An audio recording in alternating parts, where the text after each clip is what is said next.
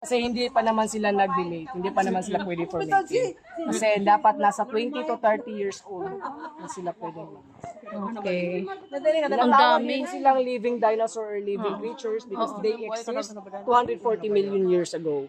Ayan. So, hindi din sila pwede na paramihin talaga totally kasi hindi naman pwedeng mas marami pa yung buhaya kesa sa tao. So, Oo, kailangan tama. mina-manage pa rin namin.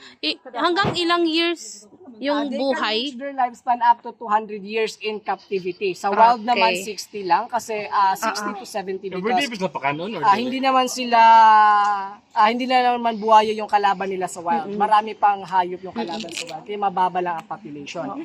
Pinapakain po namin sa kanila chicken twice a week lang po. Twice a week lang po. Kasi they can survive around 3 months naman without eating kasi. Kaya hindi talaga siya araw-araw pinapakain. And ang pag pinapakain namin sila, hindi pa isa-isa. Kaya nung nangyari, hindi sila same ng size kahit same sila ng edad. Kasi yung malaking crocodile, siya, mas malakas. So tagtatakbo yung makukuha niyang pagkain. So yung maliit, hindi nakakaagaw kasi naaagawan parati. Excuse me, hindi na sila mag-away? Nag-aaway po kasi territorial. Kunting galaw lang po, ano na yan. Matitigil na